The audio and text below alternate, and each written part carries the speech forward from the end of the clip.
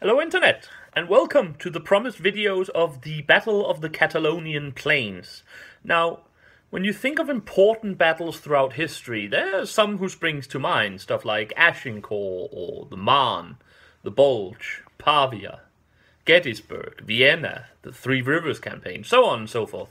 I'm gonna talk about the one who was for quite a long time considered maybe the most important battle in Western European history, though opinions today is a bit more divided and others have kind of taken its place. The Battle of the Catalonian Fields, or the Battle of Chalon-sur-Marne, if you want to call it that, it was the battle that broke the Hunnic invasion of Western Europe, and it was at the same time the last gasp of the Western Roman Empire under its last great general. So, enjoy. By the early 5th century, the power of the Roman Empire was in sharp decline.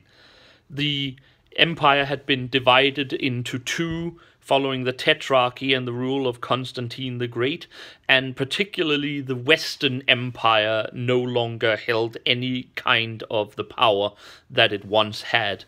In 406, a massive coalition of various tribes was pushed from beyond the Rhine into the Roman territories of Gaul and modern-day Switzerland and part of the Adriatic coast, pushed out from their old homelands by the invading Huns coming from the east, and the Romans simply didn't have any power to keep them out of the Rhine border.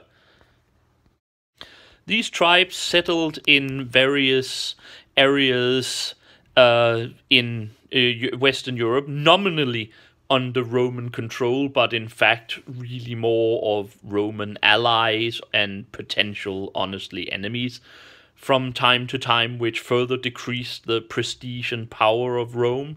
Rome itself eventually had to be given up because the city was simply too exposed for invasion, and the Western Roman emperors at any rate moved to Ravenna, which was better protected by swamplands all around. The Roman armies declined. Most Roman armies no longer comprised of Romans, but impressed foreign tribesmen and whoever wanted to serve in those things. And as the tribes newly arriving gained extra power, their influence over Roman affairs also increased, with several Goth and Vandal leaders serving as Roman high commanders and generals, and at several times even put various emperors on the throne and removed them again.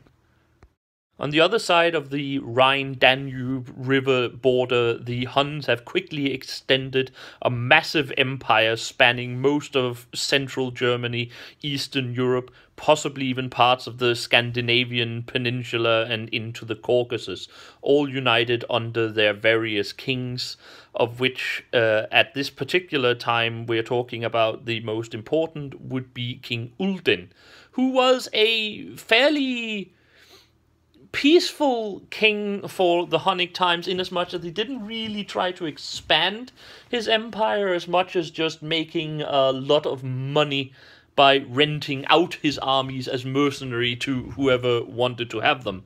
However, when Uldin died, his nephews Attila and his brother Bleda became joint kings, and they immediately started expanding the Hunnic Empire.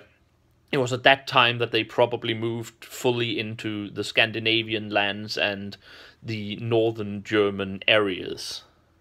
Overall, the Huns and their various collection of tribes they had conquered and suborned had become an empire to match and possibly even expand beyond the power of Rome, who was fractured, weakened, and in sharp decline. Into this stepped Flavius Aetius, a Roman nobleman who spent his childhood as a hostage in the Hunnic court for, Roman good behavior and so on. And there he formed a very close friendship with Attila and Bleda, and in fact during his later career in Rome actually used his connection to the Hunnic court to have Hunnic mercenaries defeat various upstart tribes that he particularly didn't like. He eventually, as I said, returned to Rome and became Magister Militum to Emperor Valentinian III. The Magister Militum was a late imperial invention, and the position basically meant that it was the supreme commander of any and all Roman military forces, rather than dividing it into fleet and the various legion commanders and so on.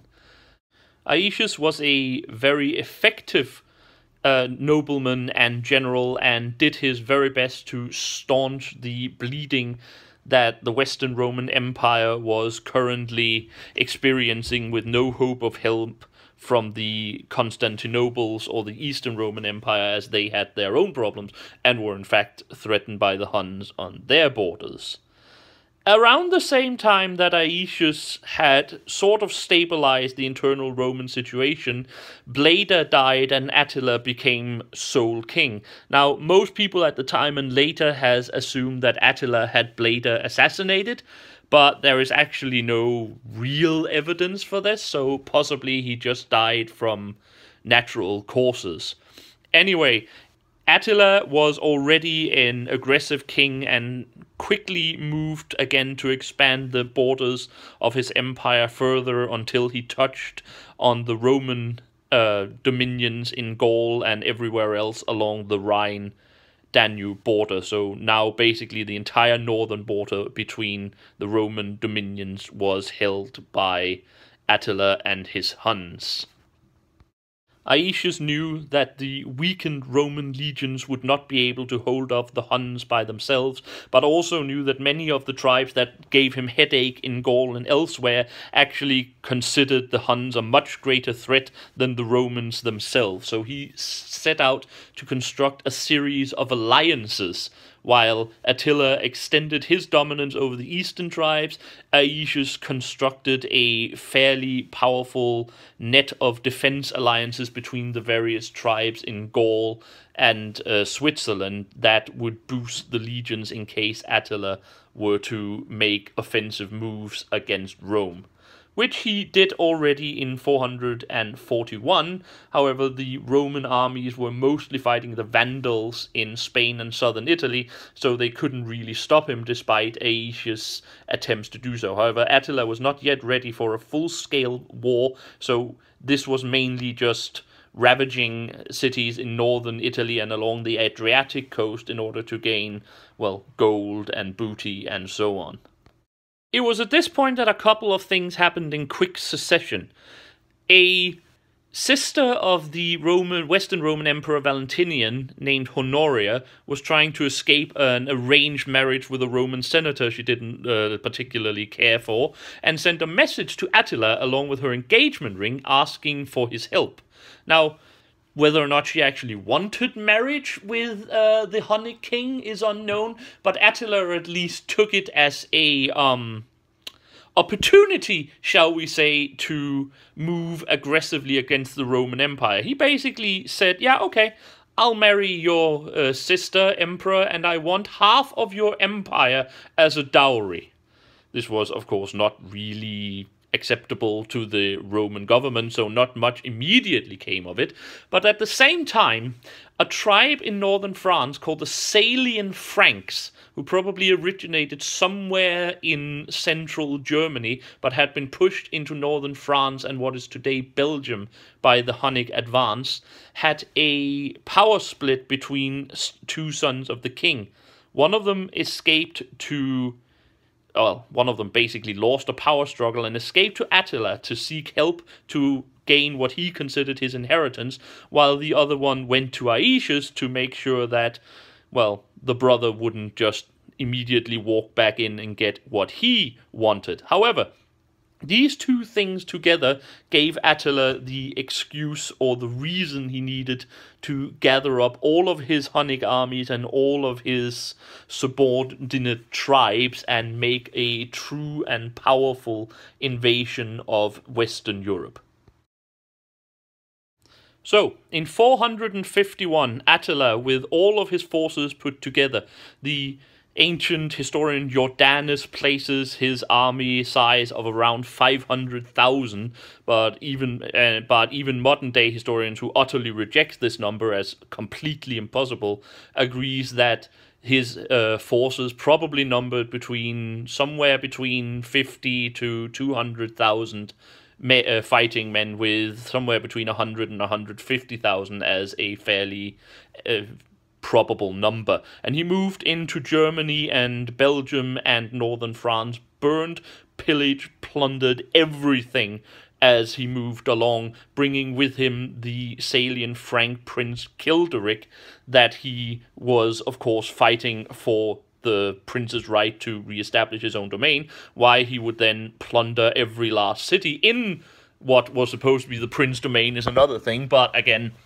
Attila probably had other things on his mind rather than just Childeric, and presumably just used the prince's request for help as an excuse to actually move into France that he wanted to do anyway.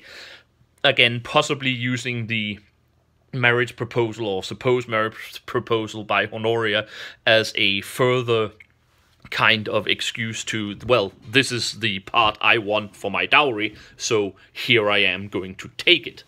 As seen on the map above, he basically ransacked the entire northern Gaul until he arrived at Orleans, where the Alan, another tribe who had settled there during the migration periods, put up a very staunch defense of their city while the Huns were besieging it. Rumors have it that the Alan king actually wanted to surrender his city to Attila, but simply didn't have a chance because Attila's scouts wouldn't let his messengers through. Anyway, the Alans defended themselves very strongly and held up the Hunnic advance until Aetius managed to arrive with his coupled-up coalition army consisting primarily of Romans and Visigoths and Salient Franks under Merove, Childeric's brother and the prince who had sought help from Aetius in the run-up to the campaign. The Huns, at this point, broke the siege of Orleans and retreated eastwards throughout June until they reached some area around Troyes and Chalon-sur-Marne. No one today actually know why, and there they stopped to give battle against the pursuing forces of Aetius. This was the place that is today known as the Catalonian Plains. The day before the battle, Attila's diviners had seemingly predicted utter disaster should the battle be fought, but Attila still chose to go ahead with the battle.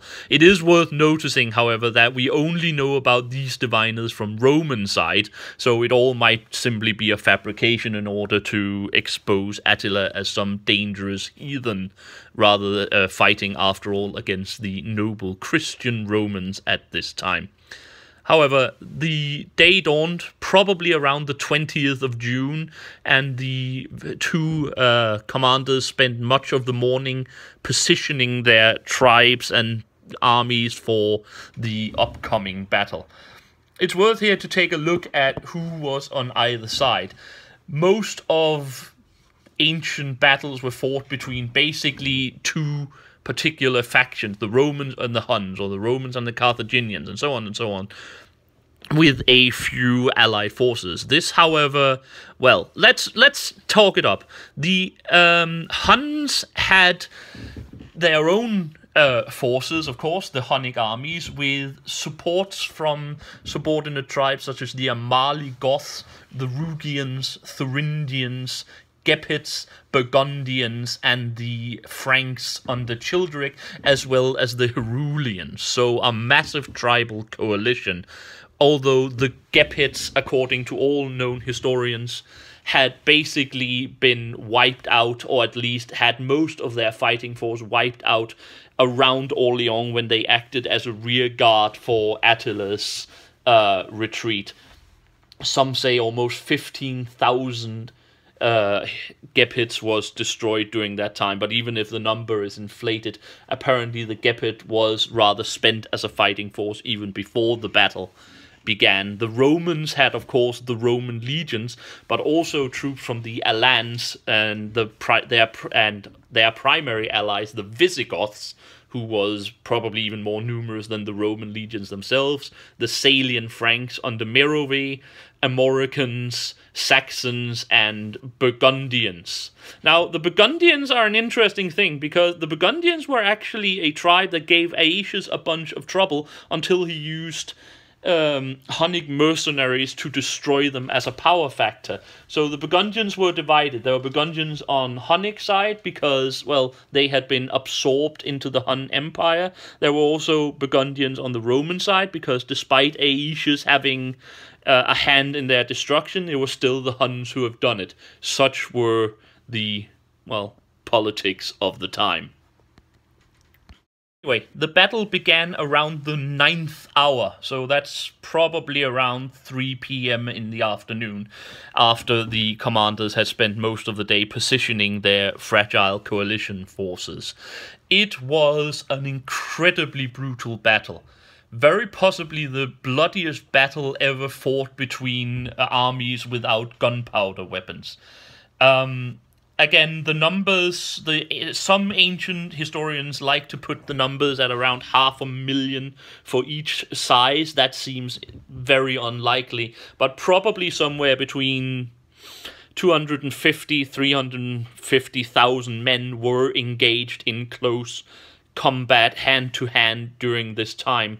It is rumored that more than 100,000 people were killed during the battle and numerous other thousands maimed and injured. But even, again, if the numbers are inflated, it was, at least to those who participated, simply the biggest battle anyone has ever heard about, and certainly the most bloodiest, confused, and brutal of the infighting. This was really people who didn't just fight for their homelands and for their families, but also who just utterly despised and hated each other. The fighting was tremendous and ferocious. The Romans and the Huns and the various tribes fighting furiously on the Roman left and center. On the right, however, a strong eastern tribe push against the Visigoths eventually causes some of the Visigoths to be surrounded along with their king Theodoric, who is killed at that point. Now, at this point, the Huns believed that the Visigoths would retreat to a certain degree because their king had been killed and establish a line further back, so they pushed harder on the Roman left. However, the Visigoth under the king's son Thorismund instead was utterly enraged and pressed back their opponents immediately in front of them, almost back to the Hunnic encampment.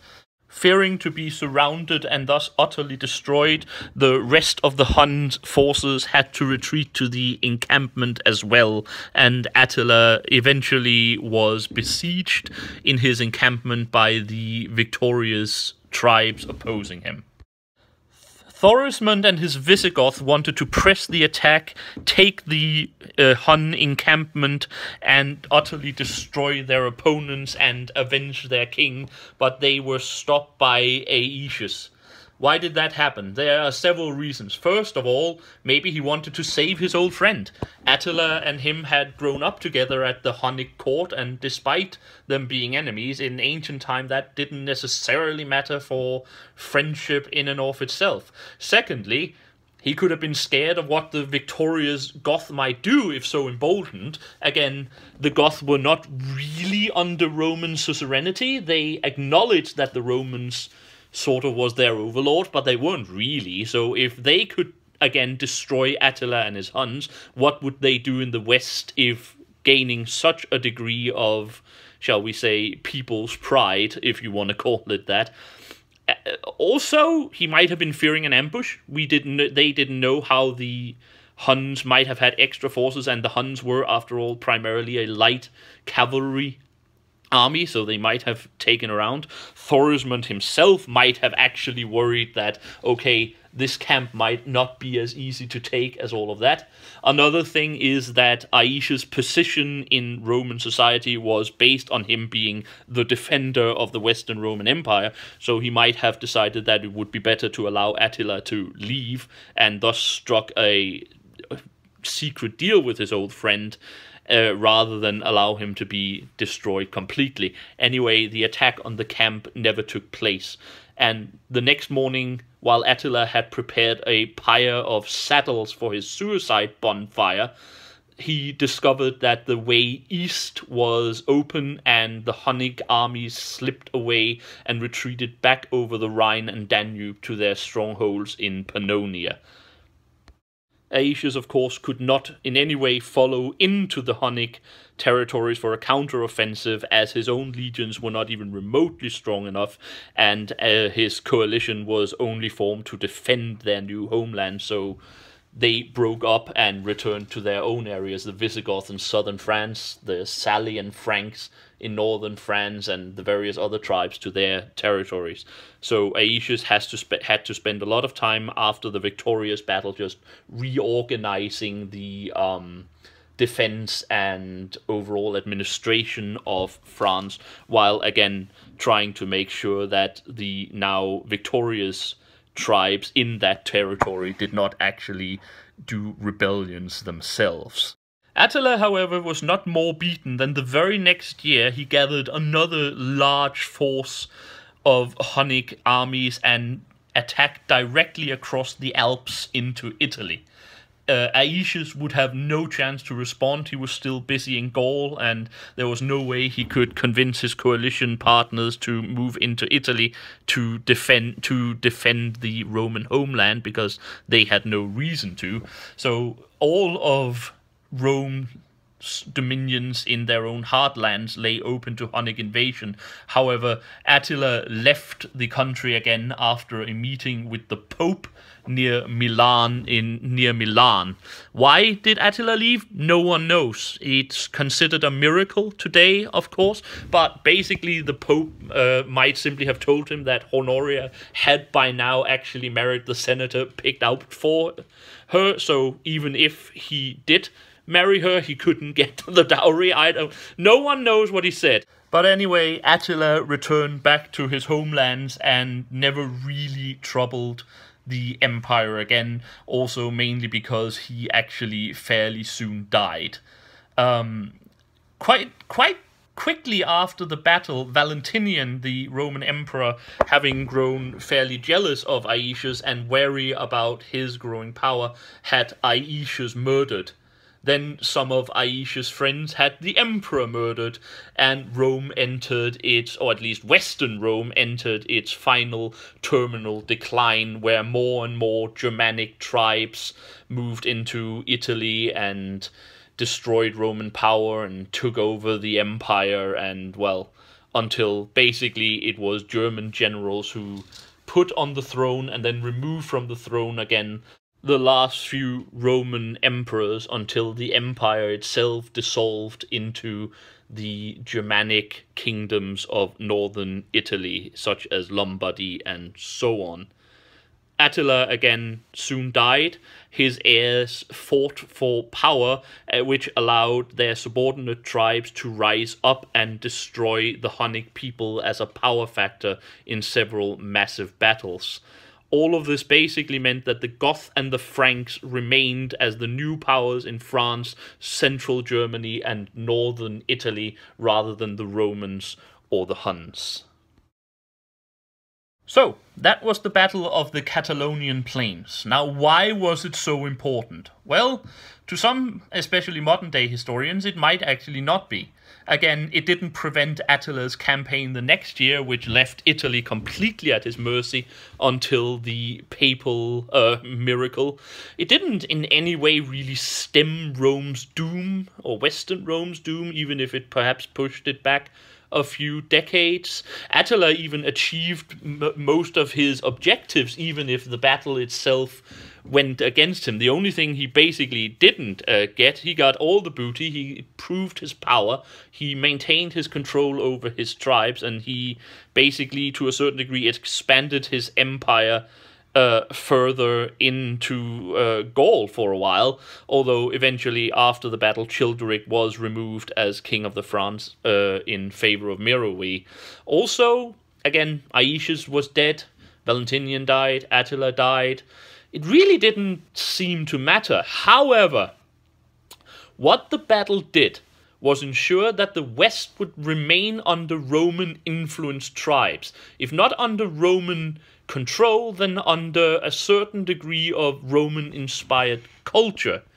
It kept the Merovingians, the Merove's family, firmly in control of the Salient Franks, and basically ensured that the Western European nations would become Christian and Western, if you want to call it that, rather than non-Christian and Eastern tribe dominated, as might have happened if Attila had destroyed Aetius' forces and managed to conquer most of central Germany and northern France. The Merovingians, of course, developed into the Carolingian Empire, which become modern-day France, and the Holy Roman Empire in many other ways. So, like battles or like Poitiers or Hastings or Vienna or Leipzig or Waterloo, it was one of those battles that determined the direction Europe would take in the coming centuries, even if the battle itself didn't actually change very much on the immediate plane. At the same time, the battle was interesting because it was the first real coalition battle, as I mentioned, in Western history. This was not just the Romans against the Huns. While the Hunnic forces might well be the greatest on their particular side, it was obvious that the Romans, while nominally in charge, were actually, to a certain degree, the junior partners of the Western alliance with the Franks, and particularly the Visigoths, as the most powerful military contingent. There had been some actual coalition battles in the Middle East before that, but in at least European history, this was the first time that it wasn't just one nation or one ruler against another. This was actually a real alliance going into battle against another real alliance. Overall, the Battle of the Catalonian Plains was very important for the development of Western European history in the aftermath of the Western Roman Empire, and absolutely one of the most important battles of all time. Well, that was it. I hope you enjoyed this. I doubt I will ever again provide you with so much blood doing a video again. Probably 100,000 deaths, according to many historians, and we're just talking about people hacking and slashing at each other with sharpened piles of steel and blunt instruments. So yeah, that was as brutal as it gets. A very important battle. I feel most people, more people at least, not most people, I feel more people should read up on the Catalonian Plains, just because it's not really as known as many other battles, but it certainly is interesting. If you want to see more of these kinds of rundowns of actual battles, well, let me know about it. I'll try to see what I can do. Poitiers, at any rate, 300 years later, would be very, very interesting. Until then, I have been the Sage, and I wish you all a very happy day.